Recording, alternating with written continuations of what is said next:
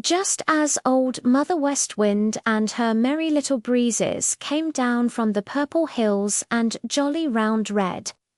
Mr. Sun threw his nightcap off and began his daily climb up in the blue sky. Great-grandfather Frog climbed up on the big rock in the Smiling Pool.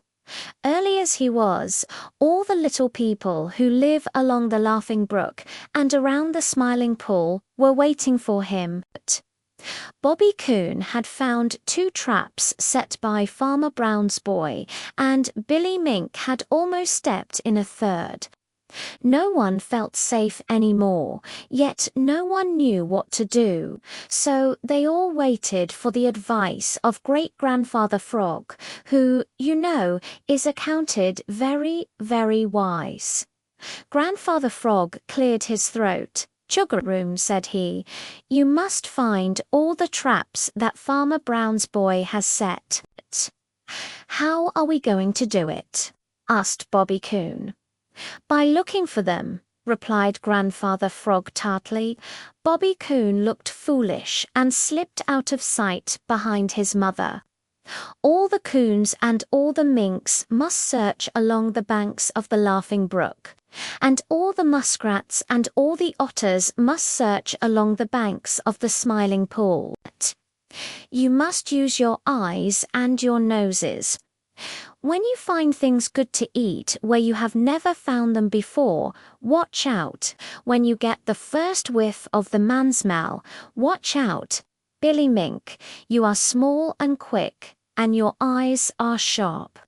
You sit here on the big rock until you see Farmer Brown's boy coming.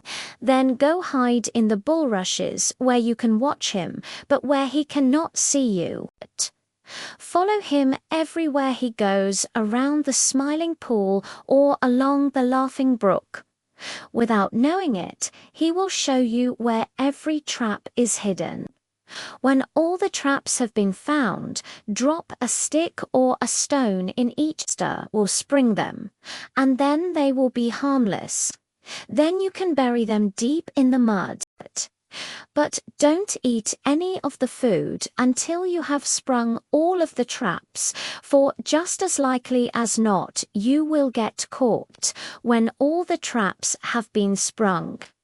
Why not bring all the good things to eat which you find around them to the big rock and have a grand feast? Hurrah for Grandfather Frog! "That's a great idea," shouted Little Joe Otter, turning a somersault in the water. Everyone agreed with Little Joe Otter, and immediately they began to plan a grand hunt for the traps of Farmer Brown's boy. The muskrats and the otters started to search the banks of the Smiling Pool, and the coons and the minks, all but Billy, started for the Laughing Brook.